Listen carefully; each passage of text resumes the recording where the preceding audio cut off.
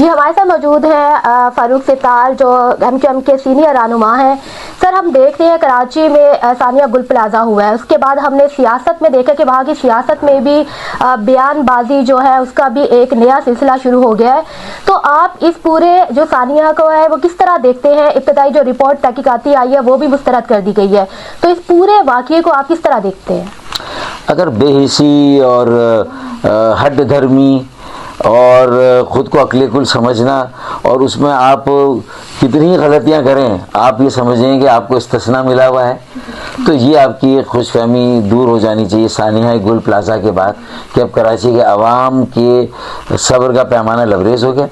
اب وہ آپ کو بھاگنے نہیں دیں گے, اور جوڈیشل کمیشن یا وفاقی انکوائری کمیشن سے کم پر اب تیار نہیں ہوں گے, اور ہمارے پاس جو بھی سیاست میں راستے ہیں اس دباؤ کو بڑھانے کے وہ ہم بڑھائیں گے, چاہے وہ احتجاجی مظاہروں کی شکل میں ہوں, چاہے وہ اسمبلی میں صوبہ اسمبلی میں جو وہ بڑے آسان وہ کیسے دوبارہ اجاگر ہوگا. مضبوط مرکز سے نہیں ہوا جب تک 50 سال تک 2010 میں صوبائی خود مختاری 18ویں ترمیم آئی, تو پھر پاکستان مضبوط نہیں ہوا, مضبوط صوبوں سے صوبائی خود مختاری سے بھی مسئلہ نہیں ہو.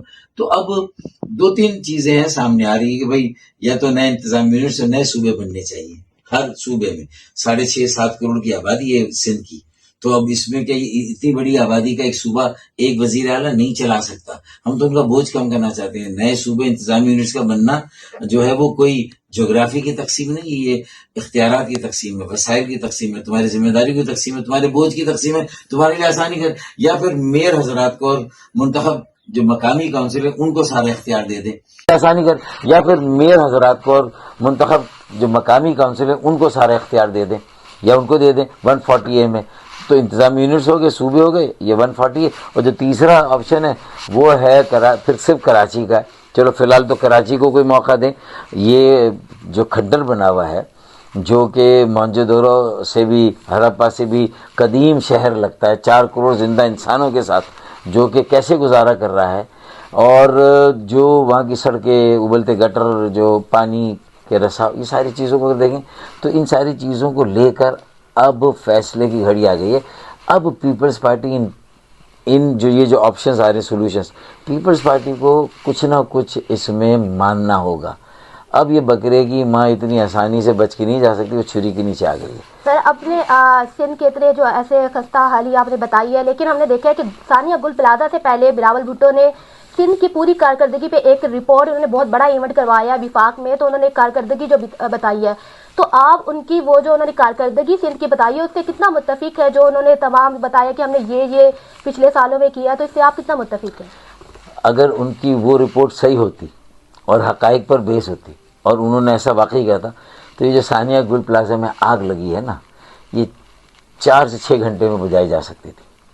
ایسی heavy machinery provincial disaster management سے آتی جو سارے دروازے اگر کہتے ہیں لاک تھے توڑتی, لوگوں کو نکال لیتی, اتنی اس آگ کو اتنا پھیلنے دیتی ہی نہیں.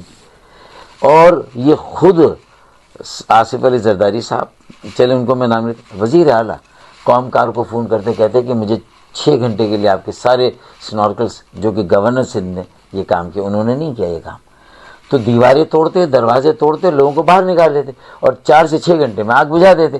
پانی فائر بریگیڈ کے لیے آتش زدگی کو بجھا کے واقعے کو آگ کو بجھانے کے لیے کوئی الگ ہائیڈرنٹ ہے ہی نہیں, کمرشل ہائیڈرنٹ سے پانی لا رہے ہیں, باؤزرز ہے نہیں, نئے فائر ٹینڈرز یا فائر بریگیڈ لیے نہیں ہیں, نئے فائر اسٹیشنز بنائے نہیں ہیں, اور الٹا گمراہ کرنے کے لیے پھر الٹی سیدھی تعویلیں دے رہے ہیں. تو میرے خیال میں اگر وہ رپورٹ صحیح تھی جو بلاول بھٹو زرداری, میں انہی کو میں نے مشورہ دیا کہ میں آپ کا دانا دوست ہوں, یہ آپ کے لوگ آپ کو گھما رہے ہیں, آپ کو چلا رہے ہیں, آپ ان کی باتوں میں نہ آئیں.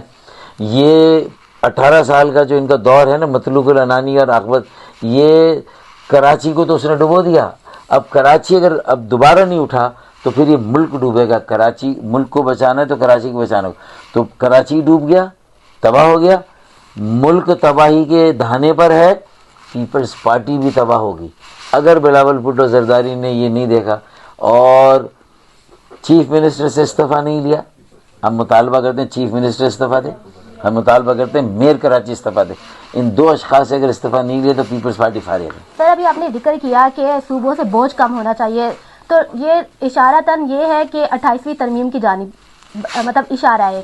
لیکن ہم نے دیکھا یہاں پر اسی قومی اسمبلی کے فلور پہ بلاول بھٹو نے اسپیچ کے دوران بہت سخت موقف اپنایا. انہوں نے کہا ہے کہ جو 18ویں ترمیم ہے وہ مطلب کسی کا باپ بھی نہیں روک سکتا.